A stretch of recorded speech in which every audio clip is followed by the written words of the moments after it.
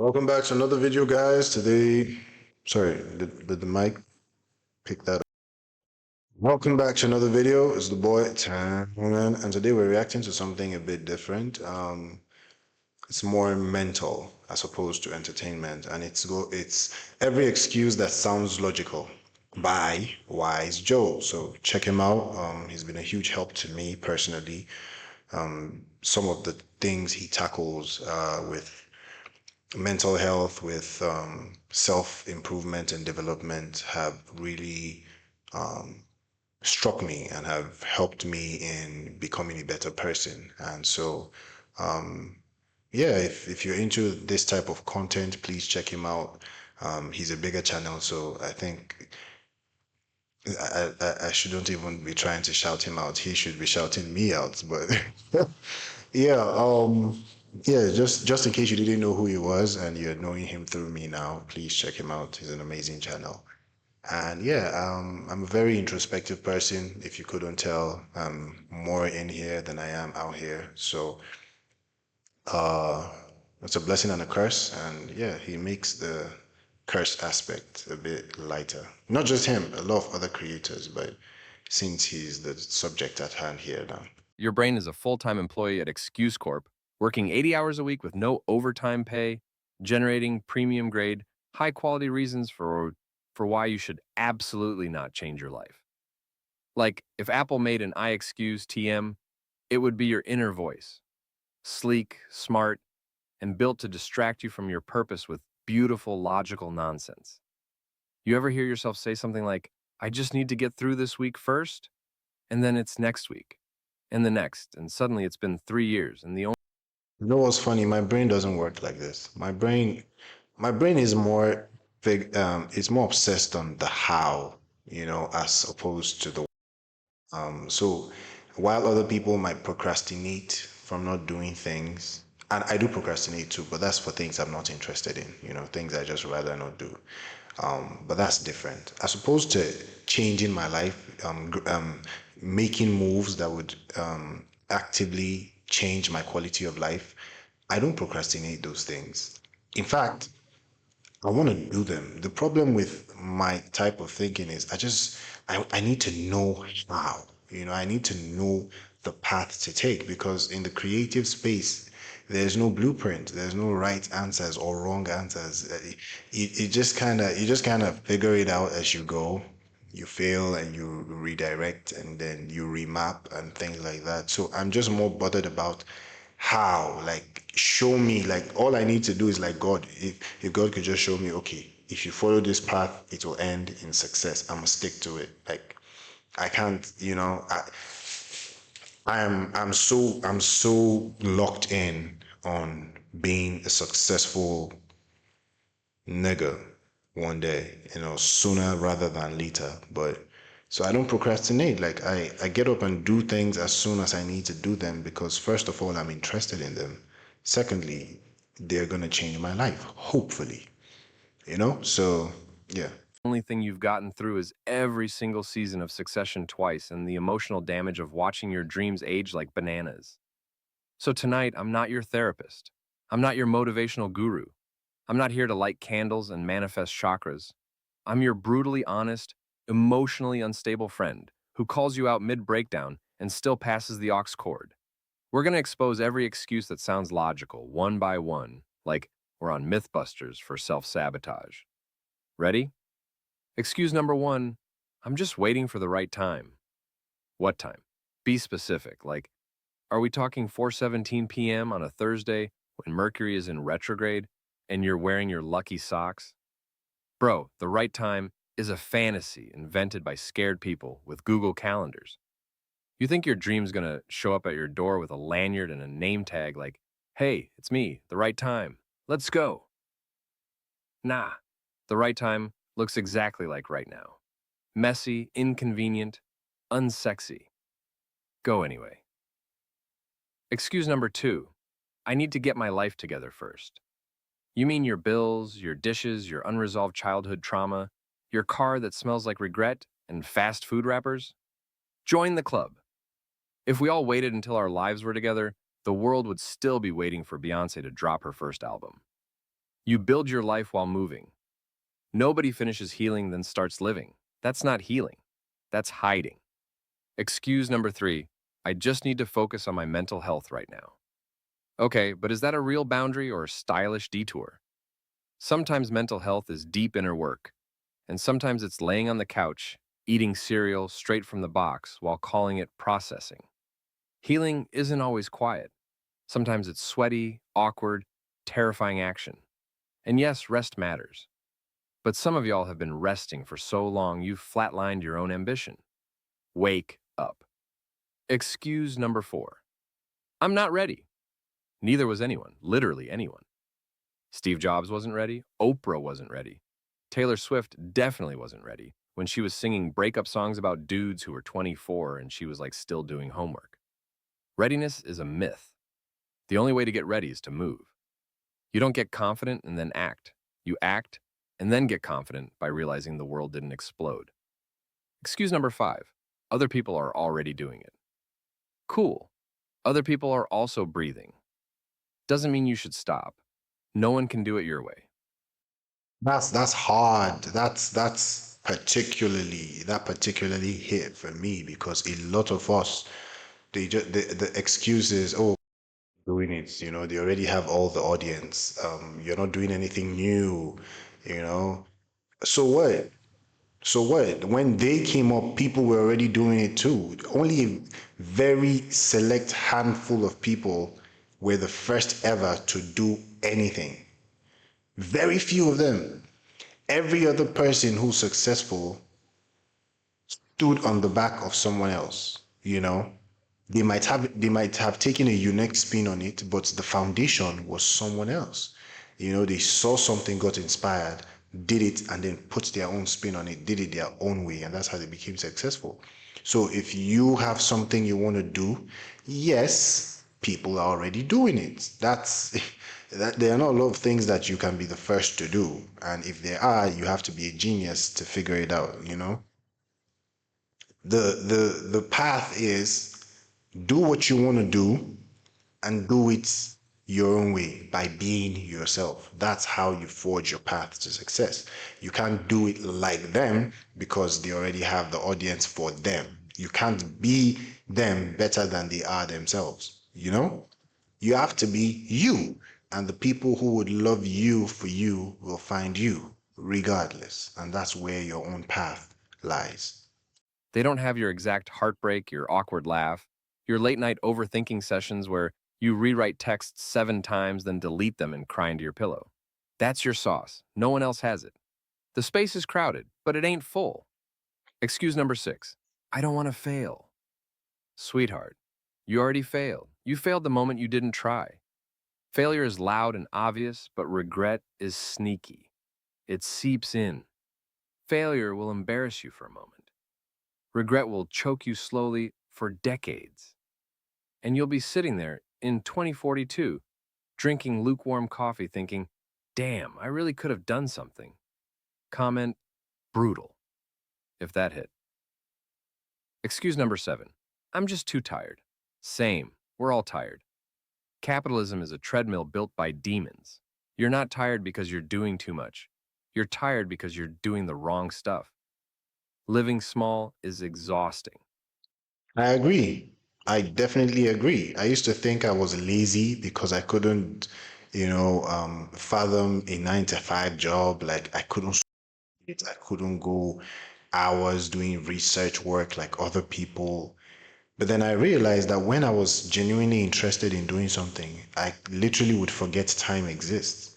If I was acting because I'm an actor, or if I was making music, if I was writing poetry, if even just videos like this where I'm sitting and talking to the camera, I realized that I loved doing this. Even on my worst days, I wanted to talk to a camera and tell imaginary followers that I haven't had yet how I felt and what I thought about different things and different people and different experiences in life. And even now, this is like my 5th video today, and my back hurts. I want to eat, but I don't feel like stopping because I genuinely enjoy talking to you, whoever you are, and it's like you're my friend. And yeah, like I think we just need to find the things we love and do them, you know. Some of us have no choice and we have to go do the 9 to 5 because we have to put food on the table, and that is very understandable, you know. Circumstances differ. But even as you're doing the 9 to 5, find time, no matter how small, to do the things you love because they would fulfill you. They replenish your energy, funny enough. They tire you physically, but mentally and somewhere deep in your soul, you feel energized. Like even when you're tired, lying on your bed, eyes face to the ceiling, and just exhausted because you were doing some creative work or anything, you feel very satisfied. That exhaustion feels earned because it's like, damn, you really went all out doing something you loved. And even if nobody sees it, nobody appreciates it, you're just happy you get to do it again tomorrow. That's how it is. You know, as much as I want to earn money from this, I'm looking at, oh, how much I'm going to get paid and all that. I realize even just thinking that far forward about all this, it depresses me because all that shows me is how far I still have, you know, how far off I am from the mark, you know. When in reality, that's just logic. Life happens differently. You know, tomorrow could be my big break. This video could be my big break. You know, it's it's just something you need to keep doing, be in flow, and genuinely enjoy. Because if you genuinely enjoy it, time doesn't matter. It doesn't matter how long it takes. You just enjoy doing it. And that's how you find success. Because success might take time, but when you enjoy doing what you do, you don't feel that time pass. You feel me? That's why when people tell you, oh, you need to be able to do this for 10 years straight, and people are like, 10 years is way too long. That just signifies that you're not really in it for it. You are in it because of the success and the image that comes with it. And that might come with it, you know, because it's not guaranteed, you know. So when they tell people just, you know, they log off, they're like, damn, nah, that's, you know, because we want instant gratification very quickly. But the truth is, it takes time. Most times, it takes good time, you know, and you just have to be there for every second of it. You can't jump to the end. You don't have a shortcut. You just have to do it, you know, every single day. Waking up every day and pretending to be okay with a life that doesn't fit you is like trying to squeeze into jeans from high school. Your soul's tired. You fix that by being real, not by scrolling until your eyes bleed. Excuse number 8. I'm protecting my peace. Okay, but are you protecting peace or just running from responsibility disguised as zen? Real peace isn't passive. Real peace sometimes looks like chaos, like ending toxic relationships, like walking away from stability, like disappointing people who had the wrong version of you in their head. Protect your peace, yes, but don't confuse that with caging your potential. Excuse number 9. It's not realistic. Cool. You know what else wasn't realistic? The moon landing, Wi Fi, Lizzo's flute solos. Realistic is just a word people use when they're too scared to dream out loud. Being realistic never started a movement. It just keeps you in the same apartment, with the same job, living the same Tuesday 600 times in a row, calling it a life. Excuse number 10. I don't want people to think I'm cringe. Newsflash. You already are. Everyone is. The trick is to be cringe on purpose. Be so radically yourself that people are like, ugh, they're annoying, and you're like, correct and thriving. The ones who cringe at you chasing your dream are the ones who gave up on theirs. Let them cringe. You've got better things to do, like be happy. Excuse number 11. I'll start after this. One thing is done. Yes, the illusion of after. That magical land where things are calm and you have time and no one needs you and your skin is clear and your Wi Fi never lags. That place doesn't exist. After is a treadmill. You think you're getting closer, but you're just running in place. Start during, start now, start even when it's stupid and inconvenient, and 38% of you thinks it's a bad idea, because it's probably a great one. Excuse number 12. I'm scared. Good. That means it matters. Fear is just your brain throwing a temper tantrum because it sees a door you haven't walked through yet. Walk anyway, shake anyway, cry anyway. Brave isn't loud. Brave is the whisper that says, okay, fine, let's just try. Excuse number 13. I don't have time. You do. You just don't have urgency. You have time for every text, every scroll, every episode, every mental breakdown in the shower with dramatic music playing. You just haven't made your dream feel urgent yet. Let me help. You are not promised next year, not next month, not next week. Make it urgent. Comment urgency if you're done pretending it's not that serious. Excuse number 14. I don't want to lose people. You will. Growth is a one-way elevator. Some people won't rise with you, and that's not betrayal, it's biology. Caterpillars don't drag people into the cocoon with them. They go in alone and come out flying. Lose people, find yourself. That's the trade. Make it. Excuse number 15. What if it doesn't work? Baby, what if it does? What if it works better than you ever imagined? What if the version of you that's brave enough to try actually changes your whole damn life? What if your story becomes someone else's survival guide? That's honestly so deep. Um, we're so scared that we would fail, but then what we consider the alternative? What if we succeed? What if it ends up being way bigger than we ever thought it would? What if this was the moment that defined the rest of our lives and even onto our kids' generations? You know? We want to know for sure, but we cannot know. We cannot. It's not possible. But what if that thing that you are so close to giving up on because it doesn't look like it's going to be financially beneficial, it doesn't look like it's going to do anything, it just looks like you're wasting your time. What if that's the gold mine? What if what if that's the key to unlocking everything you've ever wanted for yourself? What if that is your first to ever? You know? You know why it's so easy for people to do bigger things once somebody does it first? It's because you've shown it's possible. Before that, they couldn't do it because they didn't believe it possible. But once someone breaks through, it's like every other day someone else is breaking through because that's just what it is. It's impossible until it isn't, you know? So I urge you, whoever you are, if you're seeing this whenever, please do not give up on your dreams because you think you're wasting your time. Please do not give up because you believe it's not going anywhere, because it just might. And it might shock you, even with your wildest dreams, where that one moment, that one choice changed your entire life. What if you become the first in your bloodline to stop playing small?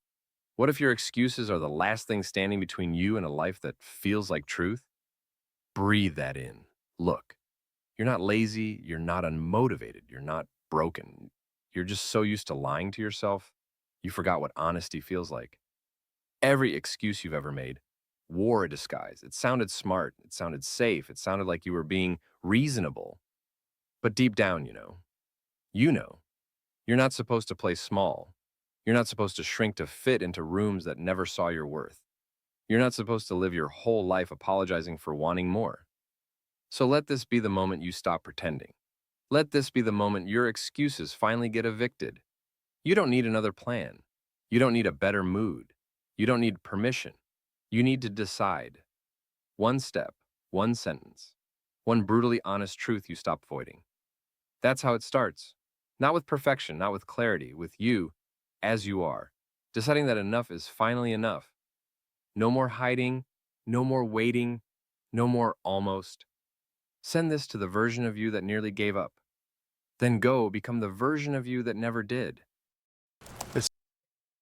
Yeah, there's not much I can say. Wise Joe, like I said, truly wise, man. Like, you probably understand what I was trying to beginning of the video. Like he has some great nuggets of wisdom and insight that really switches your whole perspective. Because life is just perspective, guys. That's all it is. It's just perspective. It's like uh that's the key. Life is just how you see it. And once you see it the right way, you get all the right things, because that's literally all it is. Perspective.